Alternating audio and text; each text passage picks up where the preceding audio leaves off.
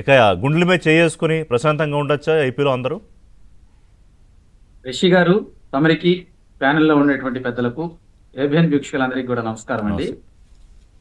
తమరు ఇంట్రోలో కొన్ని అంశాలు ప్రస్తావించారు. అదేవిధంగా శివశంకర్ గారు కొన్ని అంశాలు ప్రస్తావించారు.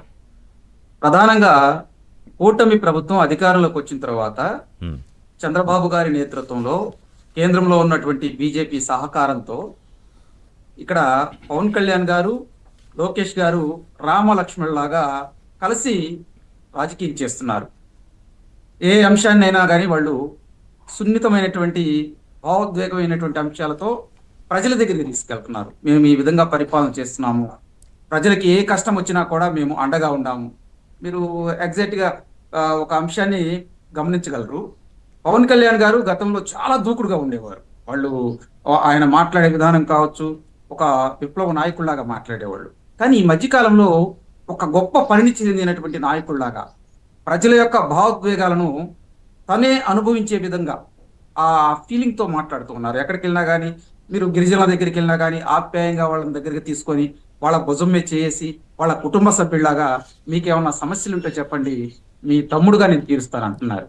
ఇంకో పక్కన లోకేష్ గారు మరి యువకుల దగ్గరికి వెళ్తాం, వాళ్ళతో మమేకం అవటం, వాళ్ళ దగ్గరికి వెళ్ళి మీరు జీవితంలో ఈ విధంగా ఉండాలని పాఠాలు చెబుతూ ఉన్నారు. మీరు ఇది గమనించాలండి. ఇంకో పక్క చంద్రబాబు నాయుడు గారు చిన్న పిల్లల దగ్గరికి వెళ్ళి వాళ్ళ భుజం మీద చేతులు వేసి నేను మీకు అండగా ఉన్నాను, మీ భవిష్యత్తుకు భరోసా మాది, నేను పవన్ కళ్యాణ్ గారు బీజేపీలో ఉన్నటువంటి పెద్దలందరం కలిసి మీ యొక్క అభ్యున్నతి కోసం పనిచేస్తామని చెప్పి చిన్నపిల్లల దగ్గరికి వెళ్తున్నారు. దానితో పాటు డగ్స్ వద్దు బ్రో అనేటువంటి ఒక స్లోగన్.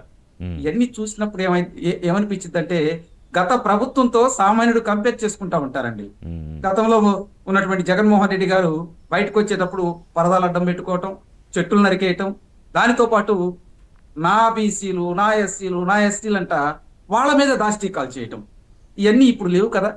ఇప్పుడు రామరాజ్యం నడుస్తుందండి. కాబట్టి మేము ఏమంటామంటే ప్రజల చేత ప్రజల కొరకు ఎన్నుకోబడినటువంటి ప్రభుత్వాలు ప్రజలకు మంచి చేసే విధంగా వెళ్ళాలి అనేది మా యొక్క ఆకాంక్ష, కూటమి ప్రభుత్వం యొక్క కళ. ఉమ్, ఆ దిశగానే అడుగులు వేస్తూ ఉన్నారు. చంద్రబాబు నాయుడు గారు ఈ మధ్య కాలంలో కానిస్టేబుల్స్ కి నియామక పత్రాలు ఇచ్చేటప్పుడు ఏపీఎస్పీ బెటాలియన్ మంగళగిరిలో డిప్యూటీ సీఎం గారితో కలిసి ఒక అద్భుతమైనటువంటి కార్యక్రమం చేశారు. దాంట్లో డిప్యూటీ సీఎం గారు మాట్లాడే మాటలకి చంద్రబాబు నాయుడు గారు చాలా మంత్రముగ్ధులైపోయారు.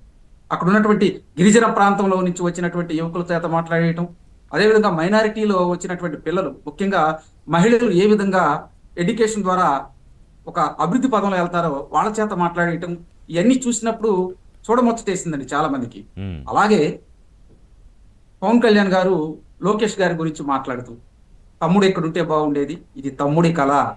ఆయన యువగళం పాదయాత్ర చేసేటప్పుడు యువకులు అభివృద్ధి చెందాలి, యువకులు ఉద్యోగ పరంగా యా, అదేవిధంగా ఈ రాష్ట్రంలో రాజకీయ పరంగా ముందుకు రావాలని చెప్పి ఆయన పదే పదే చెబుతూ ఉంటారు. తమ్ముడు ఎక్కడుంటే బాగుండేదని చెప్పి ఆయన మాట్లాడటం అంటే ఒక విధంగా చెప్పాలంటే పవన్ కళ్యాణ్ గారు ఆయన మాట్లాడే విధానం కావచ్చు, ఆయన భవిష్యత్ ప్రణాళికలు కావచ్చు, ఇవన్నీ చూస్తూ ఉంటే ఎట్లా ఉందంటే పదవుల కోసం కూటమి ప్రభుత్వంలోకి మేము కలవలేదు, మేమందరం రాష్ట్ర భవిష్యత్తు కోసం, రాష్ట్రంలో ఉన్నటువంటి యువత కోసం మేమందరం కలిసి భాగస్వామ్యమయ్యాం. అందుకనే మేము కాలర్ ఎగరేసుకొని చెబుతాం 20 ఏళ్ళు మేమే అధికారంలో ఉంటామని గట్టిగా చెబుతున్నారంటే ఆయన యొక్క ఆకాంక్ష అది. చాలా సందర్భాల్లో చూడండి, పేరు నాని కావచ్చు, అంబటి రాంబాబు కావచ్చు, కొంతమంది పవన్ కళ్యాణ్ గారిని రాజకీయంగా వ్యక్తిత్వ హననం చేసేటట్టు ప్రతి సందర్భంలో మాట్లాడుతూ ఉంటారు. రాజకీయంగా అయినా కానీ చేశారు, వ్యక్తిగతంగా చేశారు. ఆయన యా, పడిన మాటలు నాకు తెలిసి ఇంకో నాయకుడు పడి ఉండడు. కానీ పవన్ కళ్యాణ్ గారు సునిశ్చితంగా పరిశీలిస్తూ లేదు లేదు ఈ అంశం కాదని చెప్పి ఈ రాష్ట్రం కోసం మేమందరం కలిసి పనిచేస్తున్నాం అనేటువంటి భావనని ప్రజల్లోకి తీసుకెళ్తాం. వాళ్ళ యొక్క విధానం కూడా అదే విధంగా ఉంది. ఈరోజు ఎక్కడో ఉన్నటువంటి గిరిజన ప్రాంతంలో ఒక కానిస్టేబుల్ కురవారుడు నాకు ఉద్యోగం వచ్చినటువంటి సంతోషం కాదండి, మా గ్రామానికి రోడ్డు లేదంటే వెంటనే విత్ ఇన్ మినిట్ లో డిసిషన్ తీసుకున్నారు. వెంటనే కరెక్టే. సీఎం అట్ గారు the same "Yes, time at the same time ఆయన ఇంకొక ఆవేదన కూడా వ్యక్తం చేశారు. అంటే రాష్ట్రంలో గవర్నెన్స్ విషయంలో ఒక రోడ్డు కోసమో లేకపోతే ఇంకొక కనెక్షన్ కోసమో ఇంకోటి డిప్యూటీ సీఎం దాకా రావడం అనే వ్యవస్థలో ఉన్న లోపాలను కూడా అదే సమయంలో ఆయన ఎత్తి చూపారు. యా, ఇవన్నీ ఏంటంటే సింపుల్ గవర్నమెంట్, అదే విధంగా ఒక మంచి గవర్నెన్స్ గా పరిపాలన ముందరికి వెళ్తుందానికి ఈ యొక్క సూచనలండి మొత్తం కూడా. మీరు చూడొచ్చు, ఒక పక్కన అమరావతిని అభివృద్ధి చేస్తూ పోలవరాన్ని త్వరితగతిన పూర్తి చేయాలి, రాష్ట్రానికి పెట్టుబడులు తీసుకురావాలి, దాంతోపాటు ఈ రాష్ట్రంలో ఉండేటువంటి యువతకి మంచి ఉద్యోగ అవకాశాలు కల్పించాలని చెప్పి అహర్నిశలు కృషి చేస్తూ ఉన్నారు. మీరు ఈ సందర్భం వచ్చింది కాబట్టి నేను ఇంకో అంశం కూడా చెబుతున్నాను. లోకేష్ గారిని వాళ్ళ తాతగారితో, అన్న నందమూరి తారక రామారావు గారితో, వాళ్ళ నాన్నగారితో కంపేర్ చేసినప్పుడు మరి ఎంత హార్డ్ వర్క్ చేస్తే ఆయన మంచి మన్ననలు పొందగలరండి? మీరు చూడండి, ఈ మధ్యకాలంలో గూగుల్ డేటా సెంటర్ తీసుకురాబోయేటప్పుడు మరి అమెరికా వెళ్ళారు. దాని తర్వాత మోదీ గారి దగ్గరికి వెళ్ళి చాలా సందర్భాల్లో ఈ రాష్ట్రానికి పెట్టుబడులు ఏ విధంగా అవసరం, ఈ రాష్ట్రానికి కొత్త పరిశ్రమలు ఏ విధంగా అవసరం అని చెప్పి వాళ్ళ మెప్పించి తీసుకురాగలిగారు. ఇవన్నీ మామూలు విషయం కాదు.